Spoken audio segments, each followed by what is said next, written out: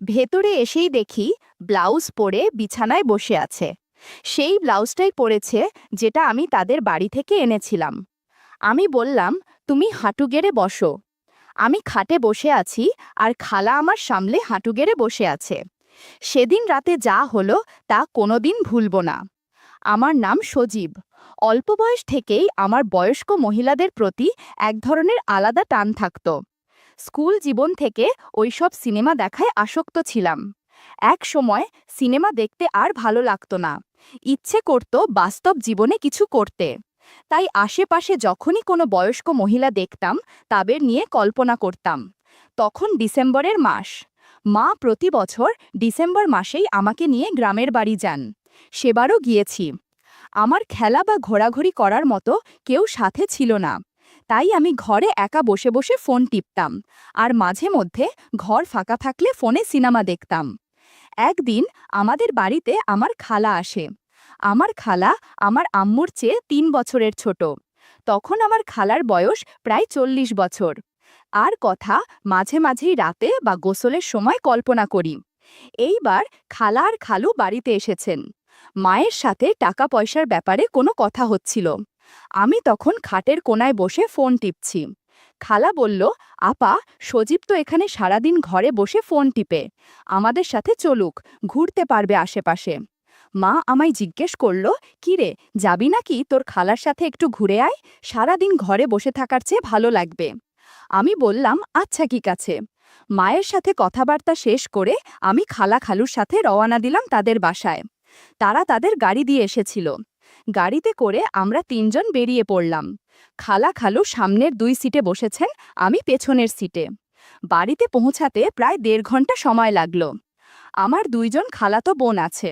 একজন আমার চেয়ে 4 বছরের বড়, অন্যজন 5 বছরের ছোট। তারাও বাসায় ছিল।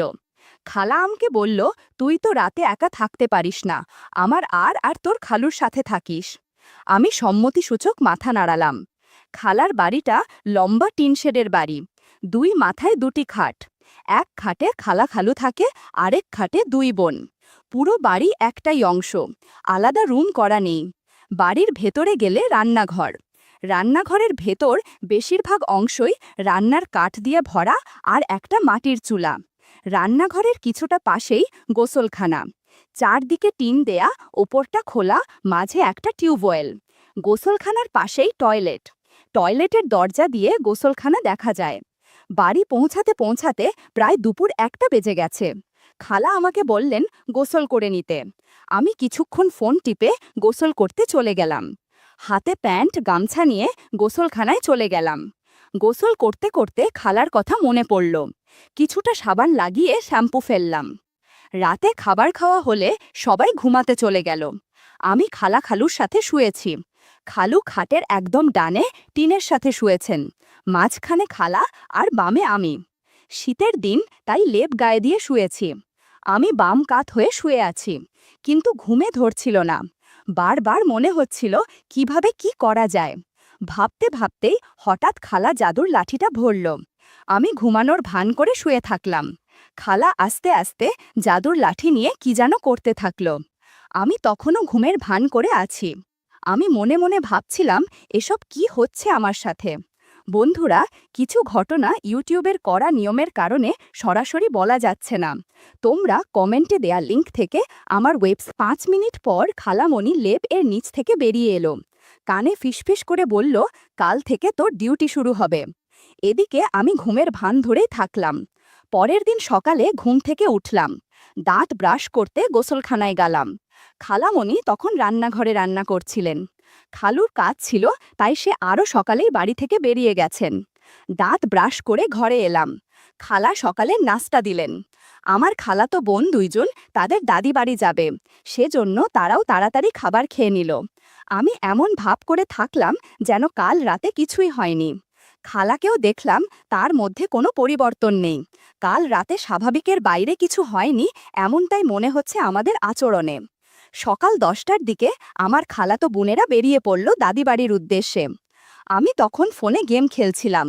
বোনেরা বেরিয়ে যাওয়ার কিছুক্ষণ পর খালামণি আমার কাছে এসে বলল, কিরে, তুই তো এবার কলেজে উঠেছিস, পড়ালেখা কেমন চলছে? আমি কিছু বললাম না। সে আবার বললেন, আয় তোকে একটু বাংলা পড়াই। আমি জিজ্ঞেস করলাম, তুমি না স্কুলে বাংলা পড়াও? সে হেসে বলল, স্কুলে পড়াই তো কি হয়েছে, কলেজের পড়াও পারি। আমি বললাম, কিন্তু আমি তো বই নিয়ে আসিনি। সে বলল, বই আনিসনি? দাঁড়া, আমার কাছে মনে হয় একটা পুরান বই আছে, দেখি পাই নাকি। প্রায় 5 মিনিট পরে ফিরে এলো। হাতে একটা মোটা বই দেখা যাচ্ছে, তবে তা আমার পড়ার বইয়ের মতো দেখাচ্ছে না। দেখেই বোঝা যাচ্ছে খুবই ভারী বই। আমি খাটের মাঝখানে বসেছিলাম, সে এসে আমার পাশে বসল। আমার হাত থেকে ফোনটা নিয়ে সুইচ অফ করে দিলেন। তখন আমার বইয়ের ওপর নজর পড়ল। বইয়ের নামটা ঠিক পড়তে পারছিলাম না, হিজিবিজি কিছু লেখা ছিল, মনে হয় সংস্কৃত হবে। তবে নিচে একটা ছবি দেয়া, এক রাজা আর রানীর ছবি। আমি ছবির দিকে তাকিয়ে খালার দিকে তাকালাম। খালা বলল, আয়, আজ তোকে কাজ করা শেখাবো। এই বলে সে বইয়ের পাতা উল্টালেন, তবে বইয়ের প্রথম পাতা নয়, একদম বুকমার্ক করা অর্ধেক বই পার করে গেলেন। দেখলাম প্রতি পাতার ডান পাশের পেজে একটা ছবি দেয়া এবং বাম পাশের পেজে কিছু কথা লেখা। বইয়ে যেসব ছবি আর লেখা আছে তা সরাসরি বলা যাচ্ছে না। তোমরা কমেন্টে দেয়া লিঙ্ক থেকে আমার ওয়েবসাইট ভিজিট করো, সেখানে একদম খোলামেলা গল্প দেয়া আছে। বইতে যেমন যা ছিল ঠিক সেভাবেই আমাকে সবকিছু করতে বলল। কিন্তু খালা তো জানে না আমি কতটুক কি জানি, যে কারণে খালার কথা না শুনে আমার মতো শুরু করে দিলাম। সারা ঘরে শুধু হাততালির মতো শব্দ হচ্ছিল, ভাগ্যিস কেউ ছিল না। আমি বললাম, কাল রাতে যা করেছিলে আমি সব টের পেয়েছি, শুধু কোনো কথা বলিনি।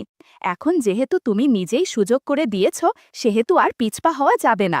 খালু মনে হয় কিছুই পারে না, না হলে তুমি আমার সাহায্য চাইতে না, ঠিক না? খালা ভালোভাবে কথা বলতে পারছিল না, শুধু হুম হুম করে যাচ্ছিল। কিছুক্ষণ আশীর্বাদ করার পর যখন প্রসাদের সময় হয়ে গেল প্রায়, আমি বললাম, খালামণি, প্রসাদ তৈরি হয়ে গেছে। খালা ব্যস্ত হয়ে বলল, এই প্লিজ ভেতরে না বাবা, না হলে সমস্যায় পড়ে যাব, তুই প্রসাদ আমার মুখে তুলে দে। আমি বললাম, আচ্ছা ঠিক আছে। এরপর খালাকে আশীর্বাদের প্রসাদ দিলাম। অনেক তৃপ্তি করে প্রসাদ খেলো। এরপর জিজ্ঞেস করলাম, এর আগে তোমাকে কেউ আশীর্বাদ করেনি?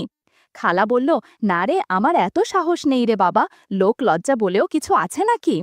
আমি বললাম, আজ থেকে তাহলে আমি শুধু আশীর্বাদ করব তোমাকে, অন্য কাউকে লাগবে না। খালা বলল, তুই ছাড়া আর কে আছে আমার বলো তো? আমি বললাম, খালু কি দোষ করেছে? খালা বলল, তোর খালু আগের মতো নেই, আমার দিকে ভালোভাবে খেয়াল করে না।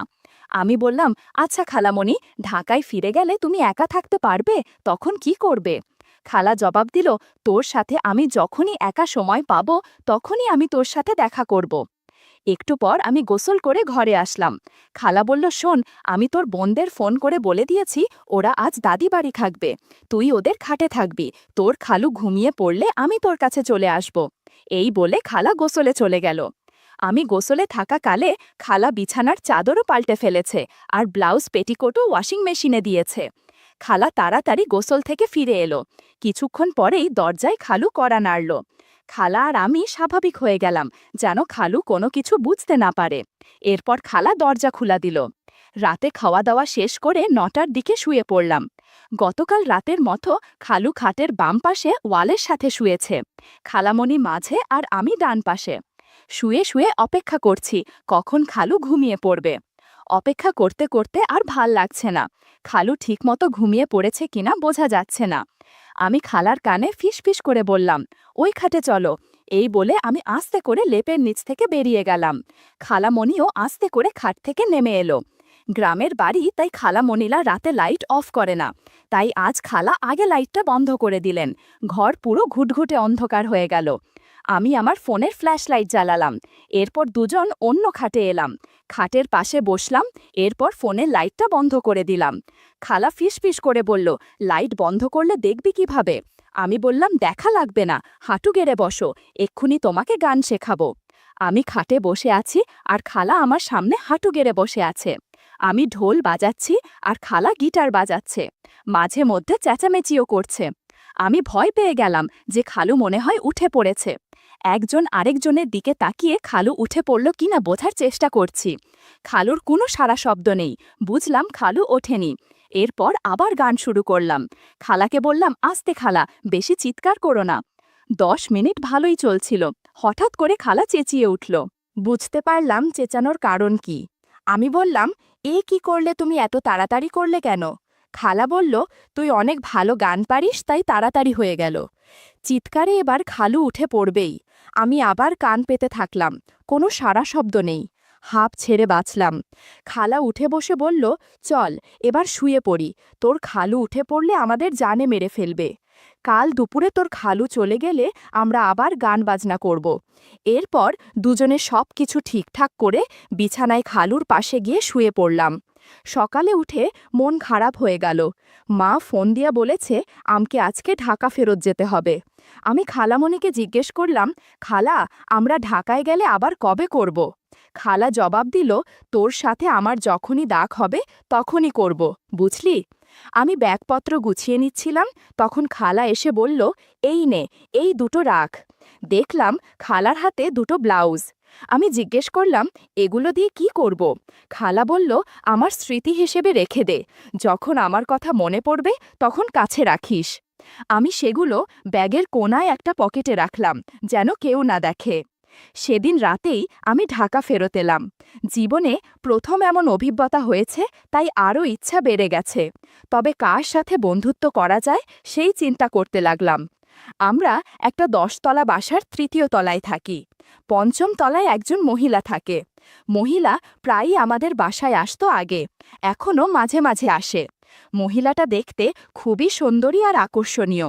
খালার মতো খুব বেশি স্বাস্থ্যবান নয়, তবে একদম চিকন তাও নয়, মাঝামাঝি ধরনের। গাছের জাম্বুরা বেশ সুগঠিত আর সুস্বাদু। কলোনির সবাই তাকে খুব পছন্দ করে। যখন হাঁটাচলা করে তখন যে কারোর মন কেড়ে নেয়। ঢাকায় ফেরত এসেছি 2 দিন হয়েছে। মহিলার সাথে এখনও দেখা হয়নি, তবে তার প্রতি একটা টান আছে। কলোনির অন্যান্য ছেলেদের থেকে জানতে পারি আন্টির নাম রোকসানা, বয়স 40 বছর। তার হাজবেন্ড দেশের বাইরে চাকরি করে। তার একটি ছেলে ও একটি মেয়ে আছে। আমাদের বাসায় নতুন ওয়াইফাই লাইন নিয়েছি, কিন্তু ওনার বাসায় ওয়াইফাই নেই। তাই একদিন উনি আমাকে ডেকে বলে, আমি কি তাকে ওয়াইফাই পাসওয়ার্ড দিতে পারবো কিনা। আমি তো এই দিনটার জন্যই অপেক্ষায় ছিলাম। আমি আর দেরি করলাম না, সেদিনই ওনার বাসায় যাই। বাসায় তখন মেয়ে ছিল। মোবাইলটা আমার হাতে দেয়। আন্টি আমাকে চা খাওয়ার জন্য বললে আমি না করি, শুধু বলি 1 গ্লাস পানি হলে চলবে। আমার হাতে পানি এনে দেয়। তখন একটা জিনিস খেয়াল করলাম, আন্টি একটু আগে গোসল করে বেরিয়েছে। অসম্ভব সুন্দর লাগছিল আন্টিকে। আমরা কিছুক্ষণ বসে গল্প করছিলাম। হঠাৎ জিজ্ঞাসা করলাম, আপনাদের ওয়াশরুমটা কোন দিকে? আন্টি আমাকে বাথরুমটা দেখিয়ে দেয়। আন্টিদের ঘরে বাথরুম একটাই। বাথরুমে গিয়ে বের হয়ে যাওয়ার সময় লক্ষ্য করলাম হ্যাঙ্গারে কিছু কাপড় ঝোলানো আছে। বুঝতে বাকি রইল না এগুলো কার। আমি কাপড়গুলো হাতে নিলাম, দেখলাম এগুলো একটু আগের রাখা কাপড়। এগুলোর ভেতর থেকে একটা ব্লাউজ নিলাম, বাথরুম থেকে বেরিয়ে গেলাম। তাদের ওয়াইফাই পাসওয়ার্ড দিয়ে বাসায় গিয়ে আর দেরি করলাম না, সোজা আমার বাথরুমে ঢুকে পড়লাম। তার আন্টিকে কল্পনা করতে শুরু করলাম। এরই মাঝে খালার কথাও খুব মনে পড়ছিল। কিছুক্ষণ পর শ্যাম্পু ফেলে বেরিয়ে এলাম। দিন দিন আন্টির প্রতি ভালোবাসা আমার আরও বেড়ে গেল। আমার মাথার ভেতরে সারা দিন শুধু তার চিন্তা ঘোরাফেরা করে। একদিন সিদ্ধান্ত নিলাম আন্টিকে মনের কথা বলে দিব। যেমন ভাবা তেমন কাজ। আন্টিকে একদিন বলি, আন্টি, আপনার সাথে আমার কিছু কথা আছে। আন্টি বলল, হ্যাঁ বলো। আমি বললাম যে পার্সোনাল কথা, যদি কিছু মনে না করেন আমি আপনার মোবাইল নাম্বার চাই। উনি কিছু না ভেবেই মোবাইল নাম্বারটা দিয়ে দিল। আমি বাসায় এসে রাতে আন্টিকে ফোন করি। ফোনে আমি কিচ্ছু বলিনি, শুধু বললাম কালকে আপনার সাথে একটু দেখা করতে চাই। আন্টি 6-9 চিন্তা না করে রাজি হয়ে গেল। পরের দিন বিকেলে আন্টিদের ফ্ল্যাটের সামনে যাই। আন্টি ভেতরে যেতে বললে তার মেয়ে কোথায় সেটা জিজ্ঞেস করি। আন্টি বলল মেয়ে বান্ধবীর বাসায় গেছে। আমি ভেতরে না গিয়ে দরজার সামনে দাঁড়িয়ে সরাসরি বলে দেই, আমি আপনাকে ভালোবাসি। আন্টি হেসে বলল, তুমি মনে হয় পাগল হয়ে গেছো। আমি বললাম, হ্যাঁ, আমি পাগল হয়ে গেছি শুধু তোমার জন্য। আন্টি বলল, আমি জীবনে ভাবিনি তোমার কাছ থেকে এ ধরনের কথা শুনব।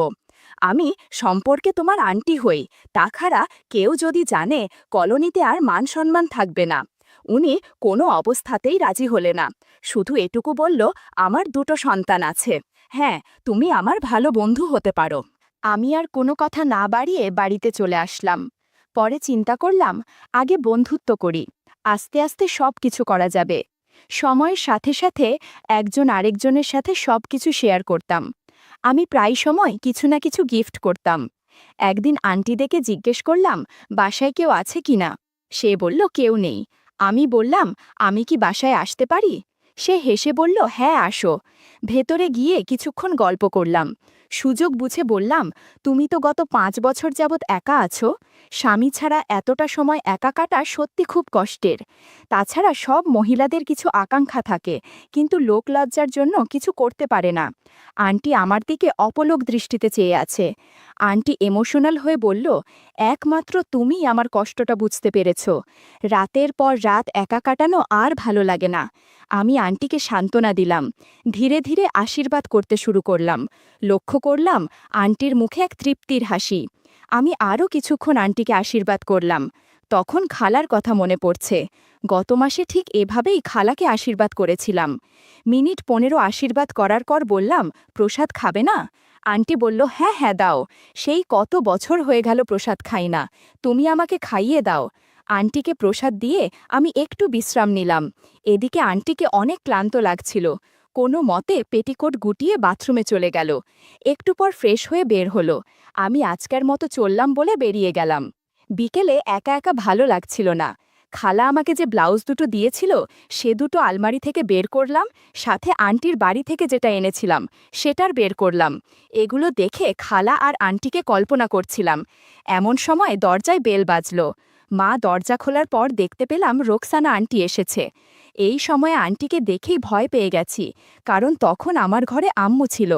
উনি এসে আমার সাথে কথা না বলে আম্মুর সাথে গল্প করা শুরু করলো। কিছুক্ষণ পর আম্মু আন্টিকে বলল, আপনি একটু বসুন, আমি আপনার জন্য চা করে আনি। আম্মু কিচেনে যাওয়ার সাথে সাথে আন্টি আমার রুমে চলে এলো। কোনো কথা না বলে আশীর্বাদ করতে বলল। আমি হচকিয়ে বললাম, কি বলছো আন্টি, এখন কোনো সময় হলো নাকি? আন্টি অনেক আকুতি মিনতি করতে শুরু করলো। আমি কোনো উপায় খুঁজে পাচ্ছিলাম না। আমার গলার পানি শুকিয়ে যাচ্ছিল তার কথা শুনে। আন্টি বলল, তোমার মধ্যে জাদু আছে বাবু। তুমি যা কাজ করেছো সেদিন, তারপর থেকে আমি তোমাকে ভুলতেই পারছি না। আমি বললাম, তুমি কি পাগল হয়ে গেছো? আন্টি বলল, আমি কোনো কথা শুনতে চাই না। এই বলে আবার আম্মুর রুমে চলে গেল। আমি কি করব বুঝতে পারছিলাম না। বেশ কিছুক্ষণ পর আম্মুর ফোনে কল আসে। ঘরে নেটওয়ার্ক পাচ্ছিল না, তাই ব্যালকনিরে চলে গেল। বিষয়টা বুঝতে পেরে আমি আন্টিকে আমার রুমে ডেকে আনি। সে কোনো কথা না বলে আমার রুমে চলে আসে। আমি বললাম, তুমি খাটের নিচে লুকিয়ে থাকো। আমি মাকে বলবো তুমি চলে গেছো চা খেয়ে, বেরিয়ে গেছো। আন্টি অবাক হয়ে বলল, তাহলে বের হব কিভাবে? আমি বললাম, রাত হলে আম্মু যখন ঘুমিয়ে পড়বে তখন আস্তে করে তোমাকে বের করে দেব। আজ আমরা অনেক মস্তি করব, গেম খেলব। একটু পর আম্মু আমাকে ডাক দিল। আমি আন্টিকে খাটের নিচে লুকিয়ে আম্মুর কাছে গেলাম। আম্মু বলল, কিরে তোর আন্টি কই গেল? আমি বললাম, ওনার একটু তাড়া ছিল, তাই চা খেয়েই চলে গেছে। আরও বললাম, আজ আমাকে কোনো ডিস্টার্ব করবে না, আমার কলেজের প্রজেক্টের একটা কাজ আছে। এই বলে নিজের রুমে চলে গেলাম আর দরজা লাগিয়ে দিলাম। ভেতরে এসেই দেখি আন্টি শুধু ব্লাউজ পরে বিছানায় বসে আছে। সেই ব্লাউজটাই পরেছে যেটা আমি আন্টিদের বাড়ি থেকে এনেছিলাম। আন্টি বলল, কি ব্যাপার, আমার এটা তোমার এখানে কেন?